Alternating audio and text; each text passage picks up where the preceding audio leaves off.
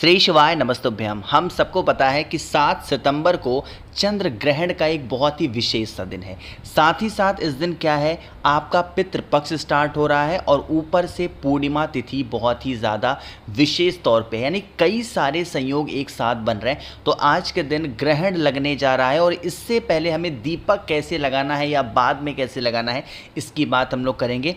किन चीज़ों का विशेष ध्यान देना है, सूतक का समय क्या होने वाला है, ये सारी बातें आज हम लोग यहाँ पर करने वाले हैं। बहुत ध्यान से वीडियो को देखिएगा भाई।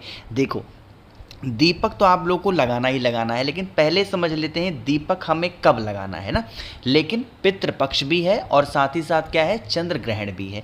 अब एक चीज़ का ध्यान रखिएगा, जो चंद्र ग्रहण का समय आज के दिन पे है वो कब है बताओ जल्दी से। रात में 9:58 पे ग्रहण लग रहा है और ये आप लोगों का 1:26 तक, लगभग 1:30 बजे के आसपास तक ये आपका रहने वाला है। और मैंने आपको बताया है कि ग्रहण 9 घंटे सूतक 9 घंटे पहले। ये सारी बातें मैं पहले बता चुका हूँ, दोबारा मैंने इसलिए रिपीट किया ना कि जो 9 घंटे पहले सूतक लग जाएगा, यानी कि 7 तारीख को दोपहर में 12:58 से क्या लग जाएगा, आपका सूतक काल स्टार्ट हो जाएगा। अब आपको पता होना चाहिए, सूतक जब लगा होता है तो हमें अपने घर में या मंदिर में किसी भी प्रकार की कोई भी पूजा पाठ नहीं करनी चाहिए। जो मूर्ति का स्पर्श करना होता है वो बिल्कुल मना होता है। किसी भी प्रकार की पूजा पाठ, जो भी शुभ कार्य होते हैं, इन सारे घंटों में नहीं करने चाहिए। अब बारी आती है भैया, जब नहीं करने चाहिए तो दीपक हमें कब लगाना चाहिए। तो आपको मैं बताना चाहता हूँ, या आप इस दीपक को कब लगा लेना, दोपहर में 12:58 से पहले लगाना। दोपहर में आज 12:58 से पहले लगाना। अगर मान लेते हैं चूक गए हो, नहीं लगा पाए हो, तो जब ग्रहण खत्म होगा रात में 1:26 पे, उसके बाद आप अच्छे से स्नान वगैरह करके तब इस दीपक को जलाएंगे, ठीक है ना। आज के दिन हमें ग्रहण का तो ध्यान देना ही देना है, साथ ही साथ हम सभी लोगों को अपने पितरों का भी स्मरण करना होगा। तो आप लोगों को ये दिया आज लगाना है हमारे पितरों के लिए, साथ ही साथ पूर्णिमा का विशेष सा दिन है। सबसे पहले बताना चाहता हूं, अगर ये दिया हम अपने पूर्वज के लिए लगा रहे हैं, अपने पितरों के लिए लगा रहे हैं, तो दीपक कौन सी बत्ती के लगेगी, घी का दिया यहाँ पर लगने वाला है। बातें कर लेते हैं बत्ती की। अगर तो जो बत्ती लगाई जाती है भाई, हमेशा पितरों के लिए जो बत्ती लगती है वो कौन सी लगती है, इस प्रकार से लंबी बत्ती ही लगाई जाती है। अब बारी आती है भैया, इस दीपक को हम लगाएंगे कहाँ पे। देखो, हमेशा इस दीपक को कहाँ लगाना चाहिए, जहाँ पर पानी का स्रोत हो, जैसे नदी हो वहाँ पे लगा सकते हो। अब रात में मान लो दीपक लगा, नदी के पास थोड़ी जाओगे रात को 1:30 बजे, नहीं ना। तो आपके घर में जो मटका हो, परिंदा हो, आरओ लगे हों, या फिर जहाँ से पीने का पानी लेते हो, वहाँ पर आप इस दीपक को रखेंगे।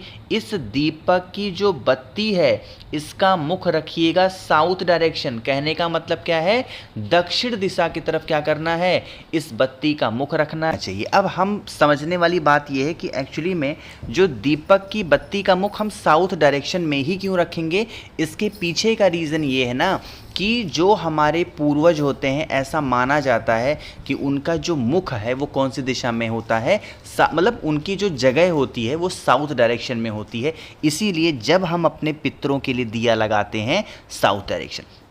मैंने पूज्य गुरु जी की किताब आप लोग को दिखाई थी जिसका नाम है तर्पण।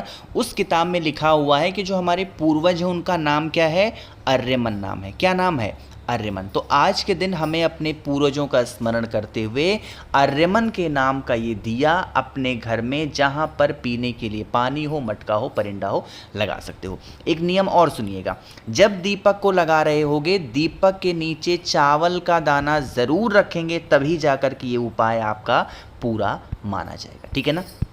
करिएगा भाई ज़रूर सभी लोग। तो यहाँ पर पहला उपाय आप लोग को आज ज़रूर करना चाहिए। आगे बढ़ते हैं इस वीडियो के दूसरे उपाय की तरफ, और ये जो दूसरा उपाय है वो हम सभी को करना है, किससे, चावल के दाने के साथ। सबसे पहले समझ लेते हैं कि हम इस चावल के दाने का उपाय करेंगे तो इसके हमें बेनिफिट क्या होंगे। जैसे मैंने आपको कल की वीडियो में बताया था और आज भी बताया है कि पितृ दोष अगर हमें अपने घर से दूर करना है, अगर ग्रहण के प्रकोप से हमें अपने आप को बचाना है, अपने परिवार को बचाना है, अपने बच्चों को बचाना है, हस्बैंड को, वाइफ को, तो आप लोगों को इस उपाय को निश्चित तौर पे करना चाहिए। खासकर अगर कोई भी ग्रहण श्राद्ध पक्ष में आ जाता है तो क्या कर लीजिएगा, आप लीजिएगा चावल का एक दाना, ठीक है ना, जो कहीं से खंडित ना हो, टूटा ना हो। हम इस उपाय को करने वाले हैं चंद्रमौली महादेव का ध्यान करके। देखो, जब सूतक लग जाएगा और सूतक लगने के बाद में जब तक ग्रहण खत्म नहीं हो जाएगा, किसी भी प्रकार का उपाय नहीं करोगे, किसी भी प्रकार की पूजा पाठ नहीं करोगे, इस चीज़ का ध्यान ज़रूर रखेंगे। चावल का एक दाना लीजिएगा और एक बहुत ही प्यारी सी सुंदर सी बेल पत्र भी लेनी होगी। अब इसे लेकर के कहाँ पे जाओगे, हम यह उपाय पितृपक्ष की पूर्णिमा तिथि पे कर रहे हैं और ग्रहण को ध्यान में रखते हुए कर रहे हैं। इसीलिए आप यह उपाय दोपहर में 12:56 से पहले करेंगे या आप इस उपाय को रात में 1:26 के बाद करेंगे। इसके पहले और जो टाइम मैंने बताया इसके बीच में तो बिल्कुल भी नहीं करना।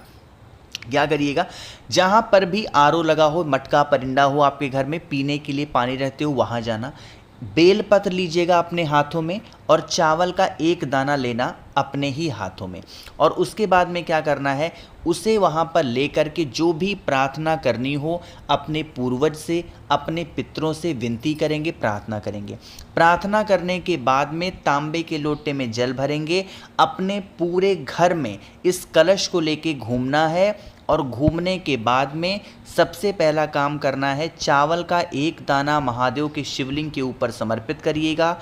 चावल के दाने के ऊपर ही उस एक बेलपत्र को, जो आपकी मनोकामना हो या जो आपके जीवन के कष्ट हों, उन कष्टों का स्मरण करते हुए चावल के दाने के ऊपर बेलपत्र को समर्पित करिएगा और फिर वही एक लोटा जल आपको समर्पित करना है। नाम मैंने आपको बता ही दिया है, क्या नाम है, चंद्रमौली महादेव का स्मरण करते हुए अगर आप इस उपाय को करते हो तो इससे आपकी फैमिली में, परिवार में बहुत सारी खुशियाँ आती हैं, ठीक है ना।